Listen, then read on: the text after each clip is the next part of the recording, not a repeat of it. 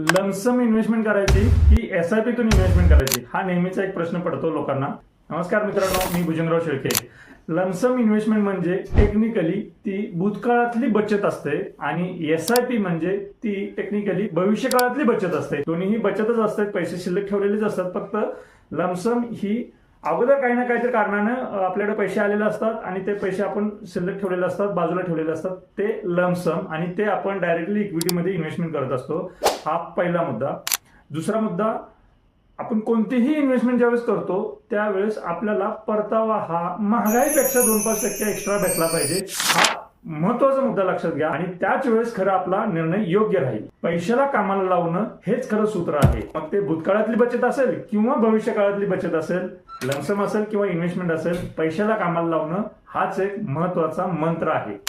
तुम्ही जितक्या लवकर पैशाला कामाला लावाल तितक्या लवकर त्याचे बेनिफिट होतील. आता राहिला प्रश्न डायरेक्टली परतावा किती भेटतोय त्या संदर्भात.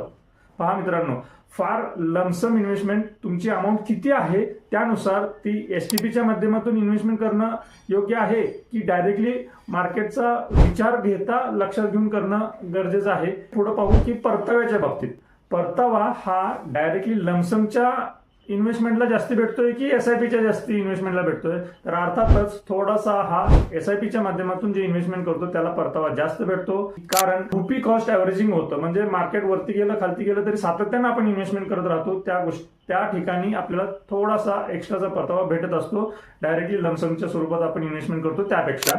अर्थात लमसम हे SIPच्या माध्यमातून पण इन्व्हेस्टमेंट करता येते, ज्याला STP म्हणतात. तर STPच्या थ्रू पण लमसम करता येते, SIP तर आपण करतच राहिलं पाहिजे. ह्या सगळ्याचा एकत्रित ऍक्च्युअली निर्णय घेत असताना अर्थातच ऍडवायझरची गरज लागते मित्रांनो. सो तुम्हाला या रिलेटेड काही प्रश्न असतील तर नक्की कनेक्ट करा, आम्ही तुम्हाला गाईड करण्याचा प्रयत्न करू. थँक्यू.